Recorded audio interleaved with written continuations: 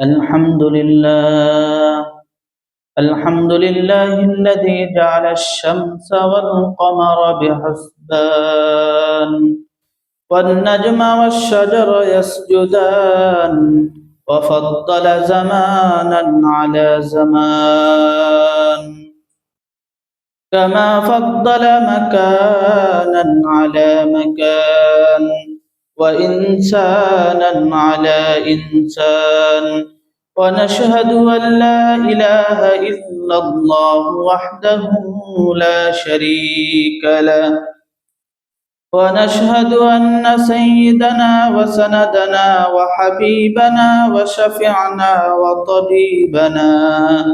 وطبيب قلوبنا وأولانا ومولانا محمدا عبده ورسوله الذي أرسله الله تعالى بالحق بشيرا ونذيرا وداعيا إلى الله بإذنه وسراجا وقمرا منيرا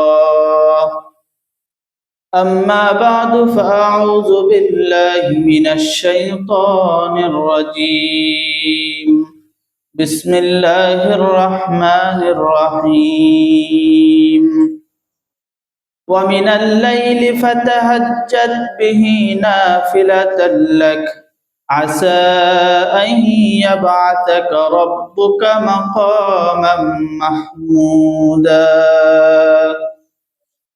وقال رسول الله صلى الله عليه وسلم من قام رمضان إيمانا واحتسابا غفر له ما تقدم من ذنبه أو كما قال عليه الصلاة والسلام صدق الله المولانا العظيم وصدق رسوله النبي الكريم ونحن على ذلك لمن الشاهدين والشاكرين والذاكرين والحمد لله رب العالمين الحمد لله معزز مكرم মুসল্লিন ইকরাম সর্বোপরি আল্লাহর দরবারে লাখ কোটি শুকর ও সুজুদ যে আল্লাহ পাক রব্বুল আলামিন আমাদেরকে আবারো একটা সপ্তাহ পর জামে মসজিদে জুমার নামাজ আদায়ের লক্ষ্যে আল্লাহ পাক আমাদেরকে একত্রিত করেছেন।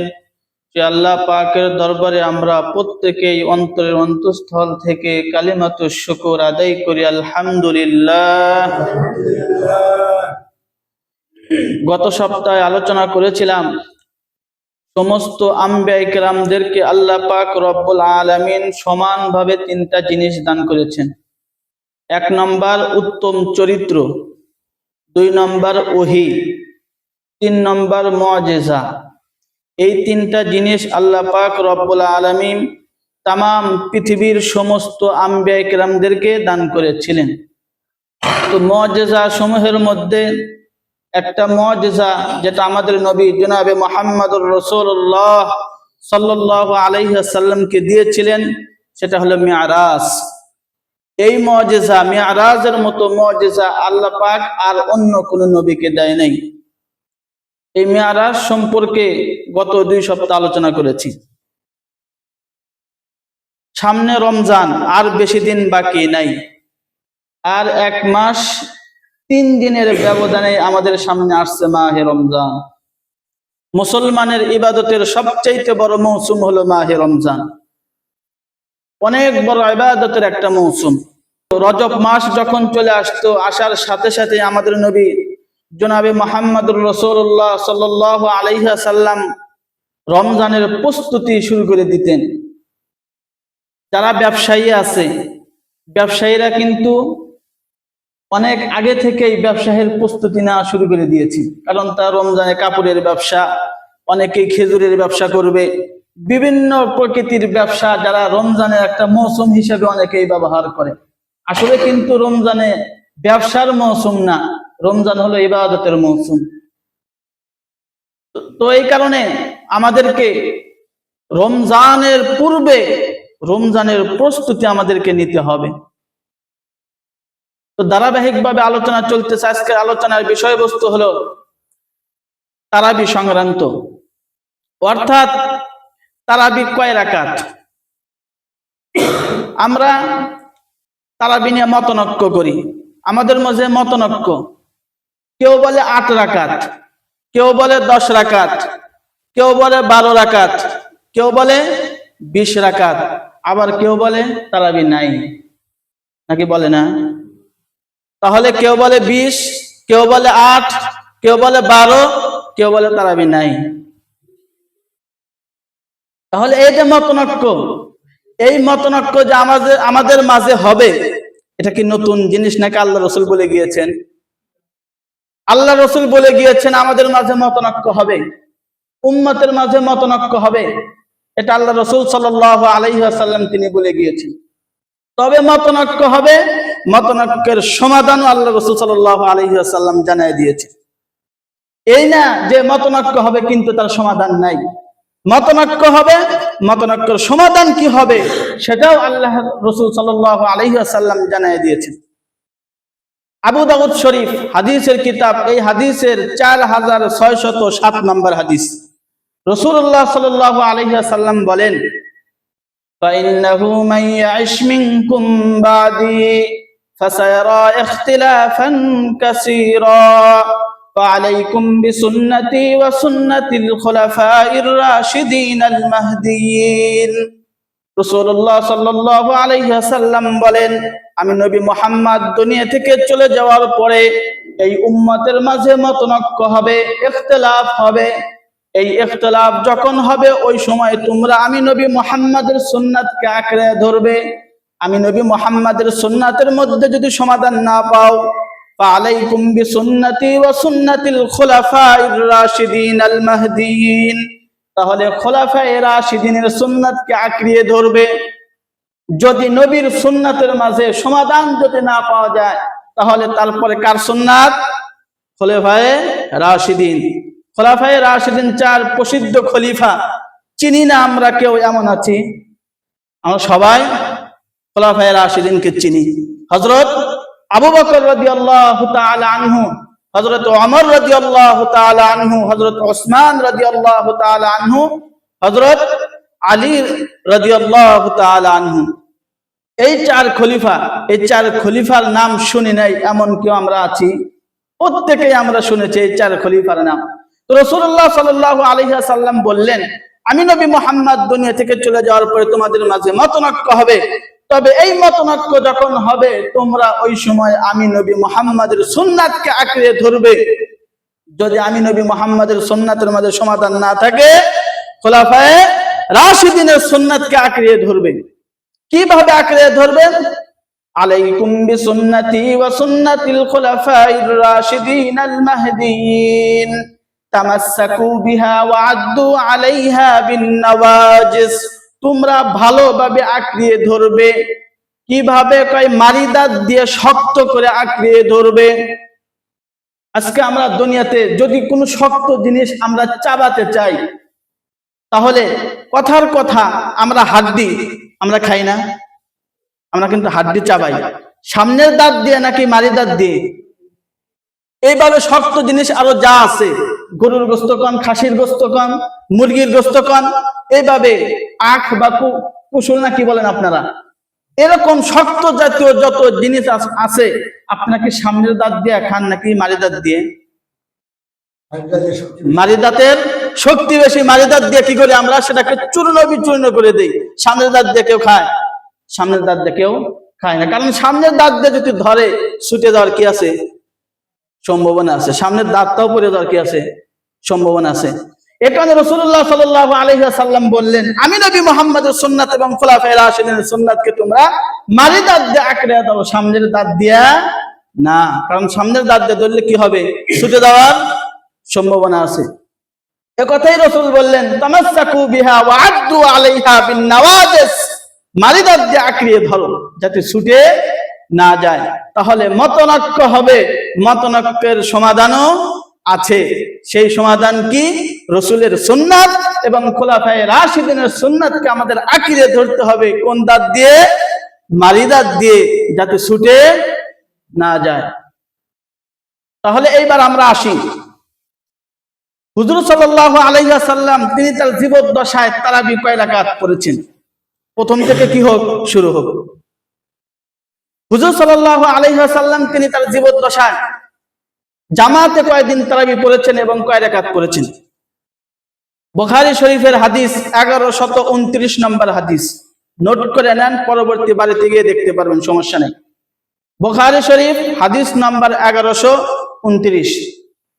এই হাদিসের বর্ণনাকারী উম্মুল মুমিনিন হযরত আয়েশা রাদিয়াল্লাহু তাআলা আনহা তিনি বলেন, عن أم المؤمنين عن عائشة رضي الله تعالى عنها قالت كان رسول الله صلى الله عليه وسلم صلى ذات ليلة في المسجد فصلى به الناس। আয়েশা রাদিয়াল্লাহু তাআলা আনহা সূত্রে বর্ণিত, তিনি বলেন রাসূলুল্লাহ সাল্লাল্লাহু আলাইহি ওয়াসাল্লাম রমজানে মসজিদে গিয়ে তারাবি নামাজ জামাত আদায় করলেন। ফাসাল্লা বিহিন নাস, রাসূলুল্লাহ সাল্লাল্লাহু আলাইহি ওয়াসাল্লামের সাথে মুসলমানরা সাহাবায়ে কেরাম যারা ছিল তারা রাসূলুল্লাহ সাল্লাল্লাহু আলাইহি ওয়াসাল্লামের পিছনে ইক্তেদা করলেন, রাসূলের পিছনে ইক্তেদা করলেন। কোন এক রাত্রে আল্লাহ রাসূল সাল্লাল্লাহু আলাইহি ওয়াসাল্লাম মসজিদে গিয়ে তারাবি নামাজের ইমামতি করলেন এবং পিছনে সাহাবায়ে কেরাম রাসূলের পিছনে দাঁড়ালেন। সুম্মা কানা মিনাল কাবিলাতি ফাকাসুরান নাস, দ্বিতীয় দিন রাসূলুল্লাহ সাল্লাল্লাহু আলাইহি ওয়াসাল্লাম আবারো মসজিদে গেলেন তারাবি নামাজ পড়ার জন্য।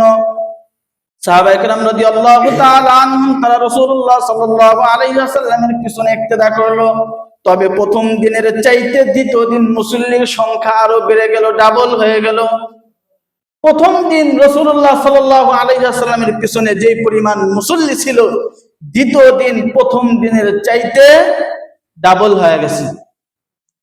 সুম্মা কানা মিনাল কাবিলাতি ফাকাসুরান নাস সুম্মা জাতামাউ মিনাল লাইলাতিস সালিসাতি আবির রাবিআ। এরপরে তৃতীয় দিন আবারও রাসূলুল্লাহ সাল্লাল্লাহু আলাইহি ওয়াসাল্লাম দূর থেকে লক্ষ্য করলেন, দেখলেন তৃতীয় দিন প্রথম দুই দিনের তুলনায় মুসল্লির সংখ্যা আরো বেড়ে গেছে। প্রথম দুই দিন যেই পরিমাণ মুসল্লি মসজিদে হয়েছে, তৃতীয় দিন এই প্রথম দুই দিনের তুলনায় মুসল্লির সংখ্যা আরো বেড়ে গেছে। তৃতীয় দিন, রাবি বলেন তৃতীয় দিন অথবা চতুর্থ দিন। সুম্মা জাতামাউ মিনাল লাইলাতিস সালিসাতি আবির রাবিআ, তৃতীয় রাত্রে অথবা চতুর্থ রাত্রে মুসল্লির সংখ্যা আরো বেড়ে গেছে। প্রথম দুই দিন যেই পরিমাণ হয়েছে তার চাইতে ডাবল হয়েছে তৃতীয় দিন। কিন্তু তৃতীয় দিন এই অবস্থা দেখার পরে রাসূলুল্লাহ সাল্লাল্লাহু আলাইহি ওয়াসাল্লাম তিনি আর মসজিদে ইমামতি করার জন্য আসেনি। ফালাম্মা আসবাহা ক্বালা ক্বাদ রাআইতুল্লাযী সানা'তু ওয়া লাম ইয়ামনা'নি মিনাল খুরুজ। রাসূলুল্লাহ সাল্লাল্লাহু আলাইহি ওয়াসাল্লাম তিনি বলেন, তৃতীয় দিন আমি দেখি মসজিদে প্রথম দুই দিনের চাইতে তৃতীয় দিন মুসল্লির সংখ্যা আরো অনেক বেশি হয়ে গেছে। এটা লক্ষ্য করে আমি নবী মুহাম্মদ মসজিদে আর ইমামতির জন্য যাই নাই।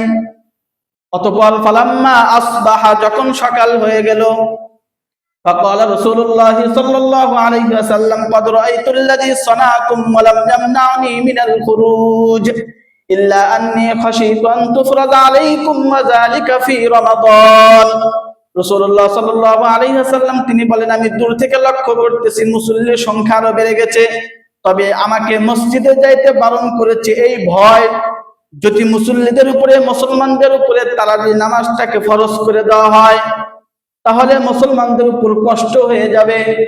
এই কারণে আমি নবী মুহাম্মদ মসজিদে আর যাই নাই, এই ভয়ে যে উম্মতের উপর যদি ফরজ হয়ে যায়, এই ভয়ে তৃতীয় দিন রাসূলুল্লাহ সাল্লাল্লাহু আলাইহি ওয়াসাল্লাম মসজিদে আর ইমামতির জন্য আসে নাই। কেন? যদি ফরজ হয়ে যায়। তাহলে এই আশঙ্কায় তৃতীয় দিন রাসূলুল্লাহ সাল্লাল্লাহু আলাইহি ওয়াসাল্লাম মসজিদে আর ইমামতির জন্য আসে নাই। মুসলিম শরীফের 1665 তথা 1665 নম্বর হাদিস, এই হাদিসের বর্ণনাকারী আবু হুরায়রা রাদিয়াল্লাহু তাআলা আনহু তিনি বলেন, আন নবী হুরায়রা রাদিয়াল্লাহু তাআলা আনহু قال كان رسول الله صلى الله عليه وسلم يرغب في قيام رمضان من غير أن يأمرهم فيه بعزيمة فيقول من قام رمضان إيمانا واحتسابا غفر له ما تقدم من ذنبه আবু হুরায়রা রাদিয়াল্লাহু তাআলা আনহু সূত্রে বর্ণিত তিনি বলেন রাসূলুল্লাহ সাল্লাল্লাহু আলাইহি ওয়াসাল্লাম তারাবির জন্য সমস্ত মুসলমানদেরকে উৎসাহিত করতেন। উৎসাহ দিতে দিতে এক পর্যায়ে রাসূলুল্লাহ সাল্লাল্লাহু আলাইহি ওয়াসাল্লাম তিনি মুসলমানদেরকে বলতেন মান কামা রমাদান ঈমানান ওয়া ইহতিসাবা, যদি কোনো ব্যক্তি রাতে দাঁড়িয়ে কিয়াম করে ঈমানের সাথে সওয়াবের আশায়, ফাকাদ গুফিরাল্লাহু মা তাকাদ্দামা মিন যামবি, তাহলে আল্লাহ পাক রব্বুল আলামিন ওই ব্যক্তির পিছনের সমস্ত গুনাহ আল্লাহ পাক ক্ষমা করে দিবেন। যেই ব্যক্তি রমজানে রাতে দাঁড়িয়ে কিয়াম করবে ঈমানের সাথে সওয়াবের আশায়, ওই ব্যক্তির জিন্দেগীর পিছনের সমস্ত গুনাহ মাফ। কে বললেন? রাসূলুল্লাহ সাল্লাল্লাহু আলাইহি ওয়াসাল্লাম তিনি মুসলমানদেরকে উৎসাহ দিতেছেন। কিন্তু রাসূল সাল্লাল্লাহু আলাইহি ওয়াসাল্লাম জামাতে নামাজ পড়াইছে কয়দিন? 2 দিন বা 3 দিন। 2 দিন বা 3 দিন। তৃতীয় দিন বা চতুর্থ দিন রাসূল কিন্তু মসজিদে আসে নাই। কেন আসে নাই? তৃতীয় দিন যদি রাসূল আবার মসজিদে আসে এই ভয়ে যদি আবার ফরজ করে দেওয়া হয়, এই ভয়ে রাসূল কি করে নাই? তৃতীয় দিন মসজিদে আসে নাই। কিন্তু কি করতেছেন? উৎসাহ দিতেছেন সবাইকে, তারাবি পড়ো, তারাবি পড়ো। তারাবি পড়লে কি হবে? তোমার জীবনের পিছনের সমস্ত গুনাহ মাফ হয়ে যাবে। এইভাবে উৎসাহ দিতে দিতে এক পর্যায়ে রাসূলুল্লাহ সাল্লাল্লাহু আলাইহি ওয়াসাল্লামের ইন্তেকাল হয়ে যায়। ফাতাওফিয়া রাসূলুল্লাহ সাল্লাল্লাহু আলাইহি ওয়াসাল্লাম ওয়াল আমরু আলা যালিক, রাসূলুল্লাহ সাল্লাল্লাহু আলাইহি ওয়াসাল্লাম যখন ইন্তেকাল করেন ওই সময়ে তারাবির জন্য একে অপরকে উৎসাহ দিত। ثم كان الأمر على ذلك في خلافة أبي بكر وصدرا من خلافة عمر على ذلك, রাসূলুল্লাহ সাল্লাল্লাহু আলাইহি ওয়াসাল্লামের ইন্তেকালের পরে হযরত আবু বকর রাদিয়াল্লাহু তাআলা আনহুর শাসন আমলেও তারাবির জন্য পরস্পর একে অপরকে উৎসাহ দিত। ওয়াসদরাম মিন খিলাফাতি ওমর, এবং হযরত ওমর রাদিয়াল্লাহু তাআলা আনহুর শাসন আমলের শুরুর দিকেও একে অপরকে তারাবির জন্য উৎসাহ দিত। তাহলে রাসূলুল্লাহ সাল্লাল্লাহু আলাইহি ওয়াসাল্লাম তারাবির নামাজের ইমামতি করেছেন 3 দিন। এরপরে রাসূলুল্লাহ সাল্লাল্লাহু আলাইহি ওয়াসাল্লাম তারাবির জন্য সকলকে কি দিতেন? উৎসাহ দিতেন। এই তারাবির উৎসাহ এটা ছিল আবু বকর রাদিয়াল্লাহু তাআলা আনহুর পুরো শাসন আমল। কি করত? পরস্পর মুসলমানরা একে অপরকে তারাবির জন্য উৎসাহ দিত। এরপরে আবু বকরের শাসনের পরে কার শাসন? হযরত ওমর রাদিয়াল্লাহু তাআলা আনহু। হযরত ওমর রাদিয়াল্লাহু তাআলা আনহুর শাসন আমলের শুরুর দিকেও একে অপরকে তারাবির জন্য কি দিত? উৎসাহ। এখনো পর্যন্ত কি হয় নাই? জামাতে চালু হয় নাই। এরপরে মুয়াত্তায়ে মালিক হাদিসের কিতাব, এই হাদিস একটা শিরোনাম টানছে মুসান্নিফ, বাবু মা জাআ ফি কিয়ামি রমাদান, রমজান মাসে কিয়াম করা, দাঁড়িয়ে নামাজ পড়া। এই অধ্যায়ে 242 নম্বর হাদিস। এই হাদিসের বর্ণনাকারী আব্দুর রহমান ইবনে আব্দুল কারি, তিনি বলেন আন আব্দুর রহমান ইবনে আব্দুল কারি আন্নাহু قال خرجت مع عمر بن الخطاب في رمضان الى المسجد। আব্দুর রহমান ইবনে আব্দুল কারি তিনি বলেন আমি একদিন হযরত ওমর রাদিয়াল্লাহু তাআলা আনহুর সাথে মসজিদে গেলাম রমজান মাসে। ফাইদান নাস আওজাউন মুতাফাররিকুনা ইসাল্লু আর-রাজুলু লিনাফসিহি ওয়া ইসাল্লি আর-রাজুলু ফায়ুসাল্লি বিসালাতির রাহতু। হযরত ওমর রাদিয়াল্লাহু তাআলা আনহুর সাথে মসজিদে যাওয়ার পরে দেখি মুসল্লিরা বিক্ষিপ্ত অবস্থায় নামাজ আদায় করতেছে। কেউ 2 জন মিলে জামাত করতেছে, কেউ একাকী পড়তেছে, কেউ 3 জন মিলে জামাত করতেছে। এইভাবে মসজিদে যাওয়ার পরে দেখি বিক্ষিপ্ত এক অবস্থা। কেউ জামাতে পড়তেছে, কেউ একাকী, আবার কেউ 3 জন মিলে জামাত করে, কেউ 4 জন মিলে জামাত করে। এইভাবে মসজিদে এক একজন এক এক জায়গায় দাঁড়িয়ে বিশৃঙ্খলা ভাবে নামাজ আদায় করতেছে। ওই সময় এই অবস্থা দেখে হযরত ওমর রাদিয়াল্লাহু তাআলা আনহু তিনি বললেন, فقال عمر والله إني لأراني لو جمعت هؤلاء على قارئ واحد لكان أمثل হযরত ওমর রাদিয়াল্লাহু তাআলা আনহু তিনি বললেন, যদি আমি সমস্ত মুসলমানদেরকে এক ইমামের পিছনে আনতে পারতাম তাহলে কতই না ভালো হতো। ফাজামাআহুম আলা উবাই ইবনে কাব, যেই কথা সেই কাজ।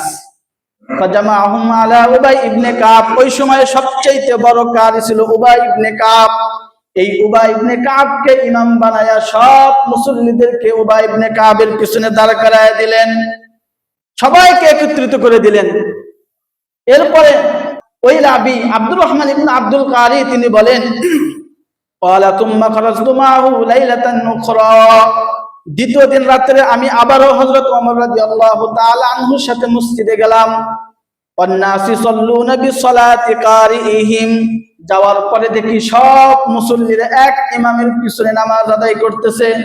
ফাকালা ওমর, এই অবস্থা দেখে হযরত ওমর রাদিয়াল্লাহু তাআলা আনহু তিনি বললেন, নি'মাতিল বিদআতু হাযিহি ওয়াল্লাতী তানামুনা আনহা আফযালু মিনাল্লাতী তাকুমুনা ইয়ানি আখিরাল লাইল ওয়া কানা আন-নাস ইয়াকুমুনা আউওয়ালাহু।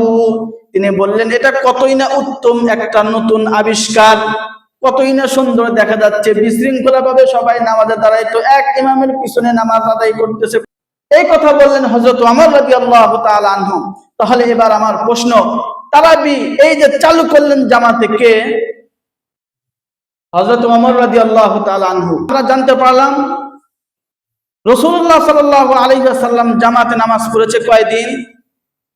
2 থেকে 3 দিন। আর জামাতে চালু করেছে কে? হযরতে ওমর রাদিয়াল্লাহু তাআলা আনহু। এরপরে তারাবি এখন কয় রাকাত? এই মুওয়াত্তা মালিক হাদিসের কিতাব বাবু মা জাআ ফি কিয়াম রমাদান, এই অধ্যায়ে 244 নম্বর হাদিস। এই হাদিসের বর্ণনাকারী ইয়াজিদ ইবনে রুমান তিনি বলেন, আন ইয়াজিদ ইবনে রুমান আন্নাহু ক্বাল কানা আন-নাস ইয়াকুমুনা ফি জামানি ওমর ইবনে আল-খাত্তাব ফি রমাদান বি23 রাকাতান। ইয়াজিদ ইবনে রুমান রাদিয়াল্লাহু তাআলা আনহু থেকে বর্ণিত, তিনি বলেন, হযরত ওমর রাদিয়াল্লাহু তাআলা আনহু শাসন আমলে তারাবির নামাজ জামাতে 23 রাকাত পড়া হতো। কয় রাকাত? 23 রাকাত। 20 রাকাত তারাবি আর 3 রাকাত বেতের। কয় রাকাত? 23 রাকাত। আওয়াজ দিয়ে বলবেন, কয় রাকাত? 23 রাকাত। 3 রাকাত বেতের আর 20 রাকাত চালু করলেন কে? হযরত ওমর রাদিয়াল্লাহু তাআলা আনহু, তার শাসন আমলে তিনি চালু করলেন। আর হুজুর সাল্লাল্লাহু আলাইহি ওয়াসাল্লাম তারাবি জামাতে কয়দিন করেছেন? 2 থেকে 3 দিন। আর চালু করলেন 20 রাকাত জামাতের সাথে কে? হযরত ওমর রাদিয়াল্লাহু তাআলা আনহু। এখন যারা 8 রাকাত পড়ে, 8 রাকাত যারা পড়ে, একা একা পড়ে নাকি জামাতে পড়ে? যদি জামাতে পড়ে তাহলে রাসূল কয়দিন পড়েছেন? আওয়াজ দেন, কয়দিন? 2 থেকে 3 দিন। তাহলে তারা জামাতে একটা মাস পরে 8 রাকাত পড়ে দৌড় মারে, এটা কার সুন্নাত? অর্ধেক মানে ওমরের সুন্নাত, আর অর্ধেক ওমর জামাতে চালু করেছে না? তাহলে অর্ধেক মানে জামাতে পড়ে, কিন্তু পরে কত? 8। আর ওমর চালু করলেন কত? 20 রাকাত। শুরু করেছিলাম, প্রথমেই বলেছিলাম আমাদের মাঝে মতনৈক্য হবে, তবে মতনৈক্যের সমাধান আল্লাহ রাসূল বলে গিয়েছেন। সেটা কি? রাসূলের সুন্নাত এবং খোলাফায়ে রাশিদিনের সুন্নাত। তাহলে ওমর রাদিয়াল্লাহু তাআলা আনহু তিনি কি খোলাফায়ে রাশিদার ভিতরে নাকি বাহিরের লোক? যদি ভিতরের লোক হয় তাহলে তার সুন্নাত আমাদের মানতে হবে কি হবে না? মানতে হবে। এবার আমরা আসি, যারা আমরা 8 রাকাত বলি, আজকে যে নামাজটা আমরা পড়ার জন্য আসছি, এই নামাজটার নাম কি? জুমার নামাজ। কিসের নামাজ? জুমার নামাজ। এই নামাজটা যদি রমজান মাসে আসে, নাম কি পরিবর্তন হবে নাকি জুমার নামাজই থাকবে? জুমার নামাজই থাকবে। একটু পর আমরা পড়বো আসরের নামাজ। এই আসরের নামাজটা যখন রমজান আসবে, আসরই থাকবে নাকি অন্য নাম হয়ে যাবে রমজান আসলে? তাহলে রমজান আসলে এখন যে জিনিসের যে নাম থাকে রমজান আসলে ওটাই থাকে। এবার আমরা একটা হাদিস শুনি, তাহাজ্জুদের নামাজ কয় রাকাত? বলেন। 8 রাকাত। 8 রাকাত। বুখারী শরীফের 1147 নম্বর হাদিস।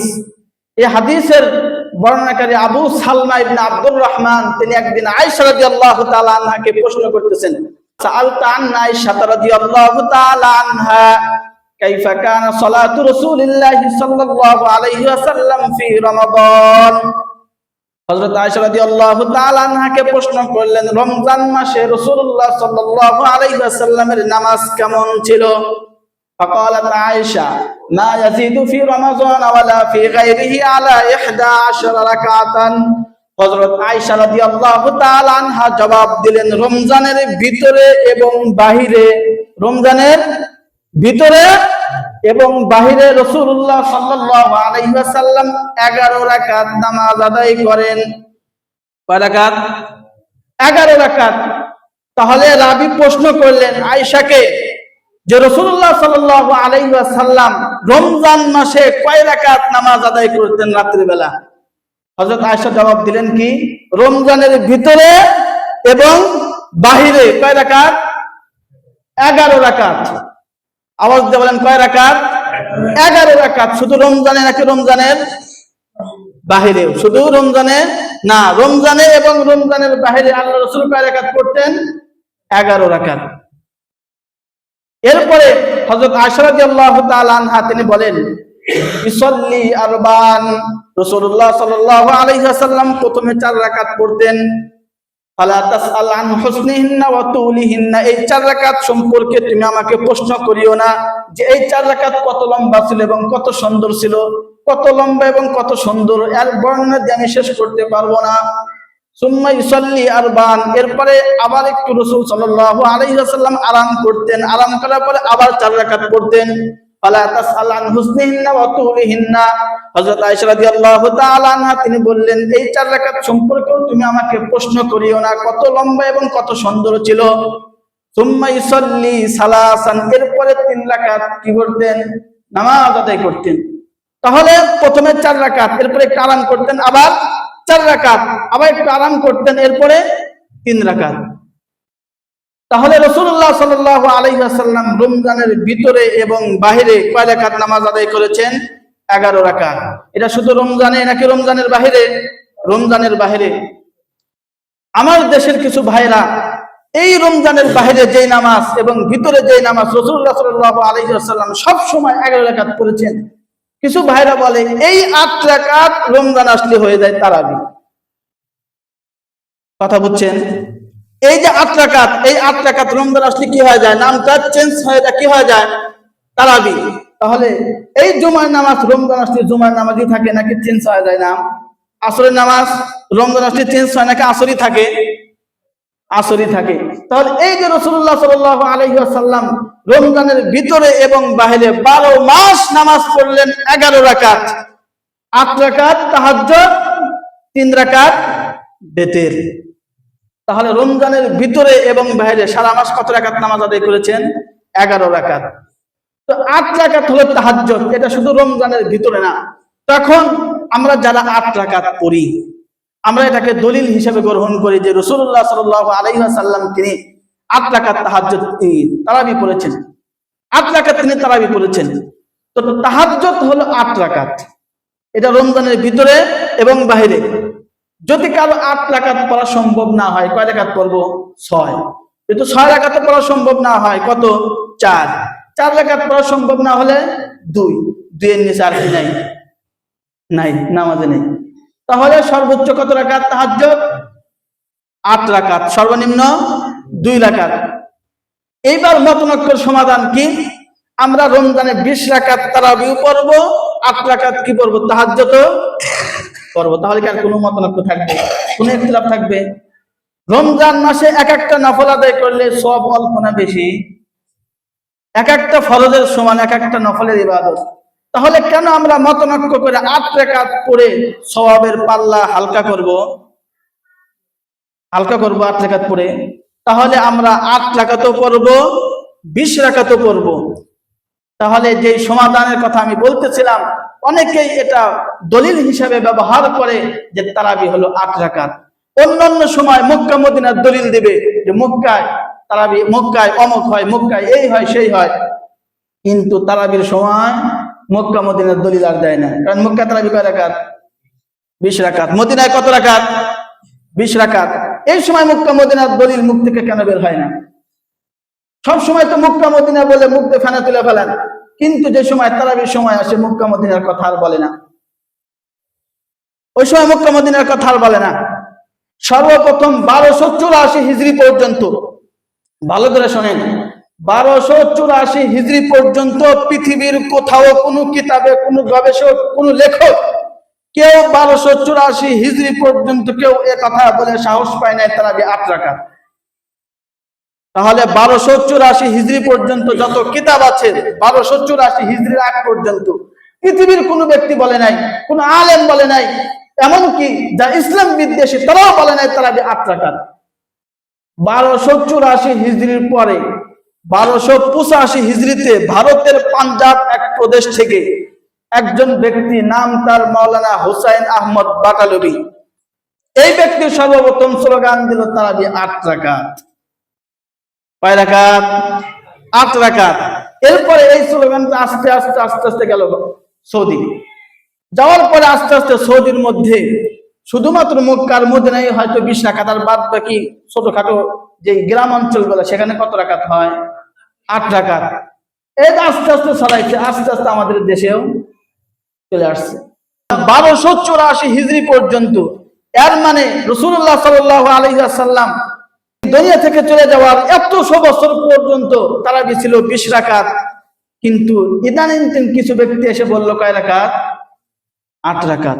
তাহলে এই 8 রাকাতটা তারা বলতেছে এটা হলো রমজানের বাইরে তাহাজ্জুদ, আর রমজান আসলে এটা কি হয়ে যায়? তারাবি। রমজান আসলে কি হয়ে যায়? তারাবি হয়ে যায়। তাহলে কি আজকের আলোচনা থেকে আমরা কি বুঝতে পারলাম? আজকের আলোচনা থেকে আমরা এটাই বুঝতে পারলাম যে তারাবি কয় রাকাত? তারাবি 20 রাকাত। আমরা 20 রাকাতে তারাবি পড়ব। হযরত ওমর রাদিয়াল্লাহু তাআলা আনহু সুন্নাতকে আমরা আঁকড়ে ধরব, কারণ রাসূলুল্লাহ সাল্লাল্লাহু আলাইহি ওয়াসাল্লাম বলেছেন আলাইকুম বিসুন্নতি, মতনক্য হবে, কিন্তু মতনক্যের মধ্যে আমি নবী মুহাম্মদের সুন্নাত এবং খোলাফায়ে রাশিদিনের সুন্নাত হযরত ওমর রাদিয়াল্লাহু তাআলা আনহু চালু করে গেলেন। তিনি খোলাফায়ে রাশিদিনের ভিতরের লোক না বাহিরের লোক? ভিতরের লোক। যেহেতু তিনি ভিতরের লোক, তাহলে তার সুন্নাত আমাদের কি করতে হবে? মানতে হবে। তাহলে তারাবির নামাজ কয় রাকাত? 20 রাকাত। আর 3 রাকাত বেতের। যারা 8 রাকাতের দলিল দেয় ওই তাহাজ্জুদের হাদিসটা টেনে নিয়ে এসে দলিল দেয়। আল্লাহ পাক আমাদেরকে রমজান মাস সামনে আসতেছে, বেশি বেশি রমজান মাসে নফল ইবাদত এবং আল্লাহ পাকের খাস নৈকট্য বান্দা এবং আল্লাহ পাকের বান্দা থেকে বন্ধু হওয়ার মতো তৌফিক দান করুক। সকলেই বলে আমিন। ওয়া আখিরু দাওয়ানা আলহামদুলিল্লাহি রাব্বিল আলামিন।